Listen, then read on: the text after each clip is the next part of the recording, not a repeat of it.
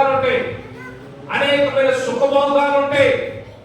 కానీ దేవుణ్ణి ఎరిగిన వారి గురించి రెండు మాటలు చెప్తారు. దేవుడిలో లోతుగా వెళ్తాం అనుకోండి, కొన్నిసార్లు దేవుడు మాట్లాడతాడు. ఏంటో తెలుసండి, నువ్వు మాంసం తినద్దు, నువ్వు పలానా స్థలానికి వెళ్ళొద్దు, నువ్వు జీన్స్ ప్యాంట్ టీ షర్ట్ వేసుకుంటానికి లేదు, తెల్ల వస్త్రాలు ధరించుకోవాలి, నువ్వు లోకానికి వేరే ఉండాలి, ప్రత్యేకంగా జీవించాలి అని దేవుడు మాట్లాడుతూ ఉంటాడు.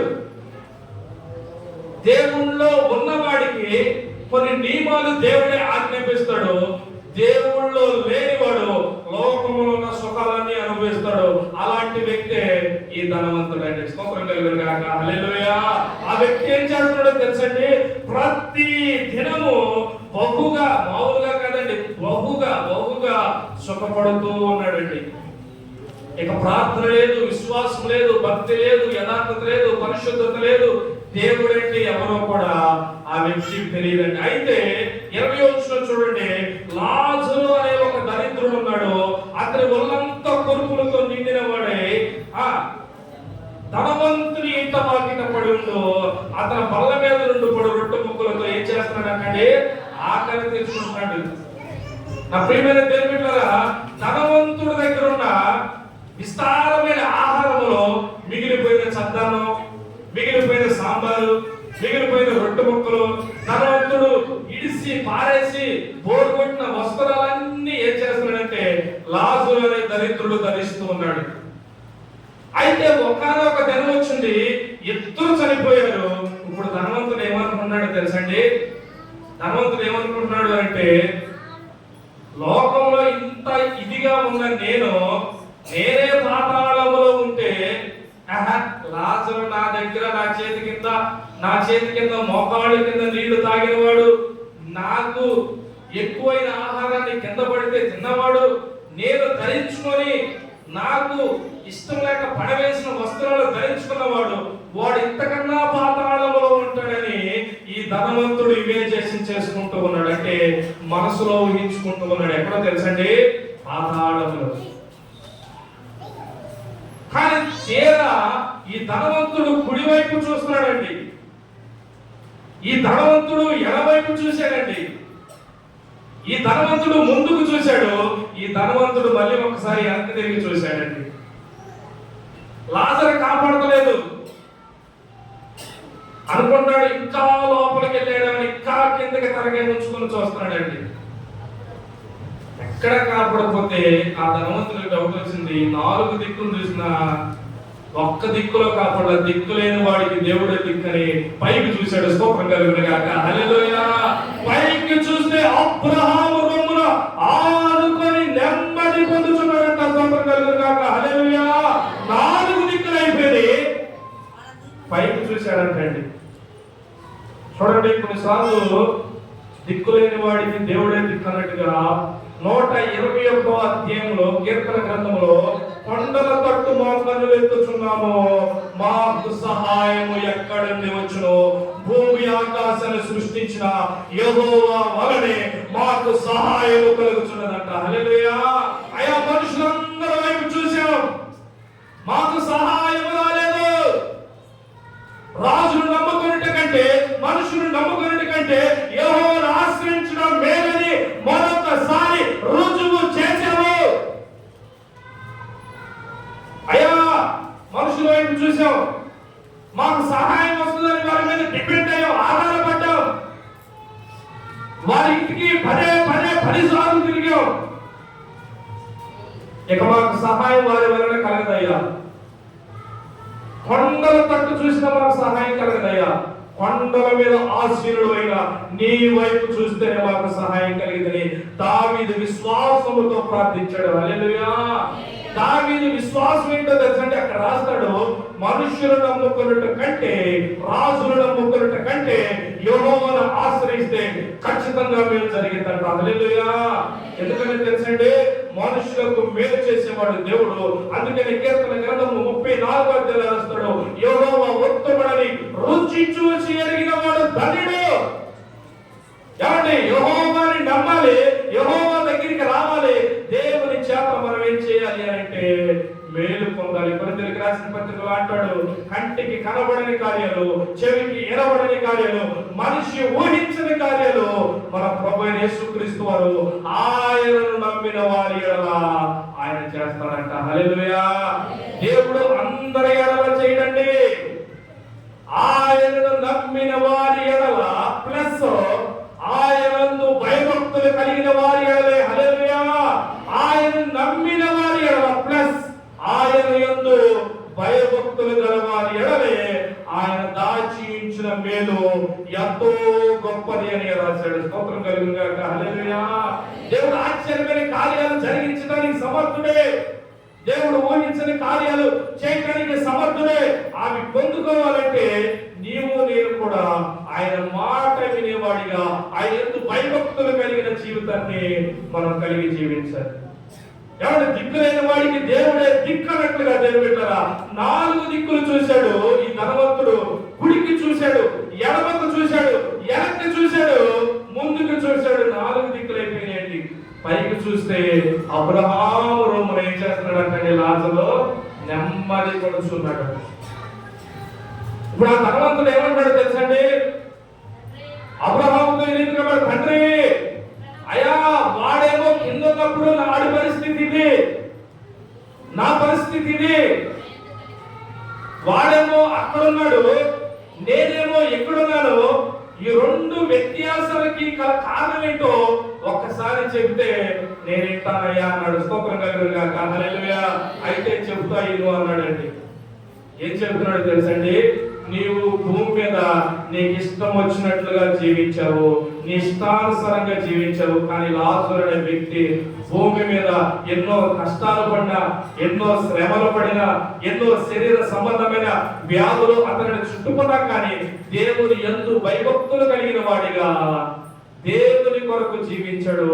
అతను కన్ను మూసిన వెంటనే అబ్రహాము రొమ్మున అనుకున్నాడు, నీవు ఇష్టానుసారంగా జీవించి దేవుని యందు భయభక్తులు కాకుండా, దేవుని యందు విశ్వాసము కాకుండా, దేవుడు లేడని జీవించావు కాబట్టి నీకు పాతాళంలో చోటు ఇవ్వబడిందంటే అతను ఏమన్నాడు తెలుసండి? అయ్యా, నాకు 5 సహోదరులు ఉన్నారు, వారు కూడా ఇక్కడికి రాకుండా నాకు ఒక్క ఛాన్స్ ఇస్తే మళ్ళీ భూలోకానికి వెళ్ళి వారికి సువార్తను చెప్పి వారిని రక్షణ మార్గంలోనికి నడిపిస్తానంటే అప్పుడు ఏమన్నాడండి?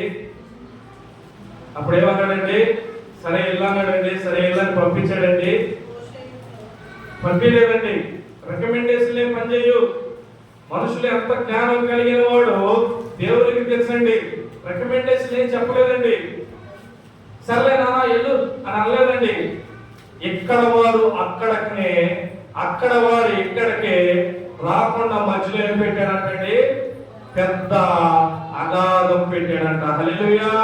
అయితే మా సహోదరులు రక్షణ పొందాలి, అయితే మా సహోదరులు మారుమనసు పొందాలి, అయితే మా సహోదరులు బాప్తిసం తీసుకోవాలి, అయితే మా సహోదరులు దేవుని మందిరానికి ఖచ్చితంగా వెళ్ళాలి అంటే యేసు ప్రభువు అన్నాడు. మోషేను, యోహానును, ప్రవక్తలు భూమి మీద ఉన్నారు. వారు యాజకత్వాన్ని చేస్తున్నారు, వారు సువార్తను ప్రకటిస్తున్నారు. ఆ సువార్తను నమ్మినవాడు, ఆ సువార్తను విన్నవాడు, ఆ సువార్తను అంగీకరించిన వాడు నీ దగ్గరికి రాకుండా ఈ లాజరు వచ్చే స్థలంలోకి వస్తాడని చెప్పారు. స్తోత్రం కలుగును గాక. హల్లెలూయా.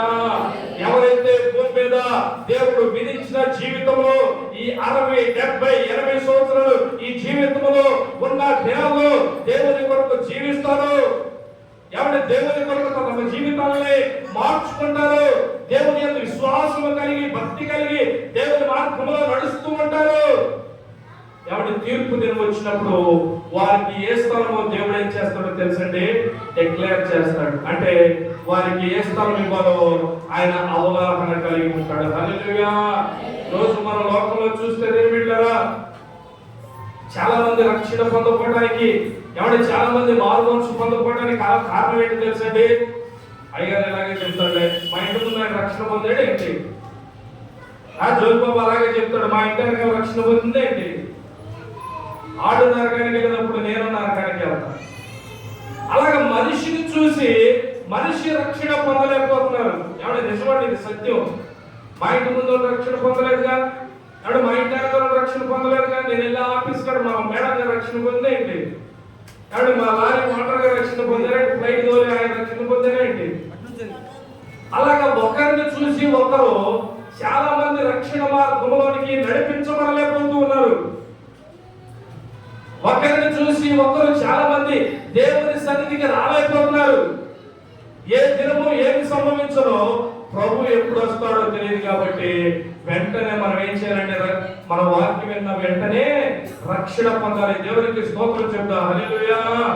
చాలా మంది నన్ను అడిగే విషయాన్ని చెప్పాలని ఆశపడుతూ ఉన్నారు. నన్ను అడిగే విషయాన్ని మీ అందరూ కూడా తెలియాలి. కాబట్టి దేవుని రాకడ ఎప్పుడో అంటున్నారు, కానీ ఇంతవరకు రావట్లేదు ఏంటి అయ్యగారు అంటే పరిశుద్ధ గ్రంథాన్ని లోతుగా చదివిన వారికి తెలిసింది. దేవుడు రాకడ ఒక మిరాకిల్ గా, ఒక అద్భుతంగా అది దాచిపెట్టాడు. దానిని ఎవరికి తెలుసుకోవడం ఎవరి వల్ల కాదు. మరి దేవుని రాకడ అంటే ఏంటో తెలుసండి. మనం భూమి మీద ఎప్పుడు పోతాం తెలియదు. అదే రాకడ. స్తోత్రం కలుగును గాక. హల్లెలూయా. అదే రాకడండి. చాలా మందికి అర్థం కాదు ఈ బోధ. దేవుని రాకడ ఏంటో తెలుసండి. మనం పోకడే దేవుని దాకా పోయే లోపులో రక్షణ పొందాలి. హల్లెలూయా. దేవుడు ఎప్పుడో మా పితరుల కాలం నుంచి, ఎప్పుడో అబ్బాలం కానుంచి, ఎవరిని షేము ఆము యాపెద్ద కానుంచి, మళ్ళీ రూతు గ్రంథం, మళ్ళీ ఎస్తేరు కాలం న్యాయాధిపతులు రాజులు మొత్తం వెళ్ళిపోయారు. ఎవరిని మళ్ళీ యేసు ప్రభు కాలం వచ్చింది, మళ్ళీ అపోస్తలుల కాలం వచ్చింది, మళ్ళీ కృపాకాలం వచ్చింది. దాదాపు ఇంచుమించు బైబిల్ గ్రంథం ప్రకారం చూస్తే 5000 సంవత్సరాలుగా దేవుని రాకడ రాలేదు అంటే దేవుడు వస్తాడు. కానీ రాకడ అంటే ఏంటో తెలుసండి. మనం పోయేది రాకడ. మనం పోక ముందే, మనం మట్టిలో కలుసుకోక ముందే మనం ఏం చేయాలంటే నమ్మి బాప్తిసం పొందినవాడు రక్షింపబడు, నమ్మని వానికి శిక్ష. ఎవరు అపోస్తలుల కార్యాలు 16 చూస్తే తెలియదా ఒక చక్కని మాట మనకి కనబడుతూ ఉంటుంది. అపోస్తలుల కార్యాలు ఈ మాట చెప్పి నా సందేశాన్ని ముగిస్తాను. క్లుప్తంగా చెప్పి ఒక 5 నిమిషాల్లో అపోస్తలుల కార్యాలు 16 చూడండి. దీని బిడ్డరా 28 వచనం, 16:28 నుంచి చదివి. అప్పుడు పౌలు, నీవు ఏ హాని చేసుకోవద్దు, ఎవరి మేము అందరం ఇక్కడే ఉన్నామని బిగ్గరగా చెప్పారు. అప్పుడు దీపము తెమ్మని చెప్పి ఎవరిని లోపలికి వచ్చి వణుకుచు పౌలుకు శీలకు ఏం చేశారంటే సాగిలపడి వారిని వెలుపలిని తీసుకొని వచ్చి 30వ వచనం అండర్లైన్ చేసుకోండి. అయ్యలారా రక్షణ పొందుటకు నేనేం చేయాలి? అమ్మా, రక్షణ పొందడానికి నేను చేయాలి? మీకు ఒక లెటర్ పొంది కదా అయ్యగారికి రాసి, బ్యాంకులో 10 లక్షలు డిపాజిట్ చేసే అమ్మగారికి రాసి. అలా ఏమైనా ఉందండి? అలా ఎక్కడైనా ఉంటుందా? రక్షణ పొందడానికి నేనేం చేయాలి అనేది ఏం చెప్పాడు? అందుకు వారు ప్రభువైన యేసు యందు విశ్వాసం ఉంచుము, అప్పుడు నీవును నీ ఇంటి వారు రక్షణ పొందుతారంట. స్తోత్రం కలుగును గాక. హల్లెలూయా. యేసు యందు విశ్వాసం ఉంచితే చాలండి. దేవుని సేవకునికి, దేవుని సేవకురాలకు రక్షణ పొందడానికి ధనం ఇవ్వాల్సిన పని లేదు, ధాన్యం ఇవ్వాల్సిన పని లేదు, బంగారం ఇవ్వాల్సిన పని లేదు, పొలాలు ఇవ్వాల్సిన పని లేదు, స్థలాలు ఇవ్వాల్సిన పని లేదండి. అవి ఏమి కూడా ఇవ్వాల్సిన పని లేదు. ఉచితముగా పొందారు సువార్తలు, ఉచితముగా ప్రకటించండి, నమ్మిన వాడు రక్షణ పొందును అన్నాడు. హల్లెలూయా. అయ్యలారా రక్షణ పొందడానికి నేనేం చేయాలి? అప్పుడు యేసు ఎలాగ అపోస్తలులు చెప్తున్నాడు, నీవును నీ కుమారులను నీ భార్యలను రక్షణ పొందాలంటే ప్రభు అయిన యేసు యందు ఏం చెప్పాడండి? విశ్వాసం ఉంచమన్నాడు. హల్లెలూయా. విశ్వాసములో 2 మాటలు ఉన్నాయి. ఏమని విశ్వసించాలి? దేవుని కుమారుడైన యేసుని విశ్వసించాలి. ఎందుకు విశ్వసించాలి? యేసు చనిపోయి 3వ రోజు మృత్యుంజయుడిగా లేచాడని విశ్వసించాలి. ఆయన మరణం మీద అధికారం కలిగిన వాడని విశ్వసించాలి. ఒకవేళ మనం కూడా మరణిస్తే ఆ మరణం మీద అధికారం దేవుని కుమార్తెలైన దేవుడు మనకు కూడా అనుగ్రహిస్తాడు. మరణపు మూలుని యేసు ప్రభువు ఎలాగైతే జయించాడో ఆ మరణపు మూలును మనం కూడా విడిచి 3వ రోజు మృత్యుంజయుడిగా యేసు ప్రభువు ఎలాగైతే లేచాడో, లేచి పరలోకంలో సింహాసనం పక్కన కూర్చున్నాడో, యేసుని విశ్వసించిన ప్రతి ఒక్కరు కూడా యేసులాగా లెగుస్తామని యేసు యందు విశ్వసించాలి. హల్లెలూయా. ఏం విశ్వసించాలండి? ఏదేదో కాదండి. ఎవరి విశ్వాసం అంటే ఆడ రక్షణ పొందుతారు కదా, ఈడు రక్షణ పొందారు కదా, మా ఇంటి ముందోడు, మా ఇంటి వెనకాడు వాళ్ళు రక్షణ పొందారు, నేను రక్షణ పొందాను, వారి ఇంట్లో మేలు జరిగిందంట, నా ఇంట్లో కూడా మేలు జరిగింది. ఆ విశ్వాసం కాదండి. యేసు లేచినట్లుగానే నేను కూడా లేస్తాను అని విశ్వాసం చూపాలంట. హల్లెలూయా. యేసు లేచినట్లు నేను కూడా లెగుస్తానని మనం ఏం చేయాలంటే విశ్వాసం చూపాలి. ఈ నిరీక్షణ కలిగే మనం ప్రభుని ఆరాధిస్తున్నాము. ఈ నిరీక్షణ కలిగే ప్రపంచ క్రైస్తవ సంఘాలన్నీ కూడా దేవుని మందిరానికి వెళుతూ ఉన్నారండి. ఈ నిరీక్షణ స్థిరమైనదని బైబిల్ సెలవిస్తున్నది. ఈ నిరీక్షణ దేవుని బలమైనదని బైబిల్ సెలవిస్తున్నది. ఒకవేళ ఈ నిరీక్షణే లేకపోతే మనం దేవుడిని ఆరాధించాల్సిన పని లేదు. కారణం ఏంటి తెలుసండి? ప్రతి మనిషి పుడతాడు, ప్రతి మనిషి చనిపోతాడు. చనిపోవటం కాదు కదా దేవుడి ఉద్దేశము. చనిపోయిన తర్వాత మళ్ళీ కూడా లేచి మళ్ళీ జీవితాన్ని కొనసాగించడమే కదా జీవితము. యేసు ప్రభువారు 2024 సంవత్సరాల క్రితము భూమి మీదకి వచ్చి చెప్పిన మాటే అది కదా.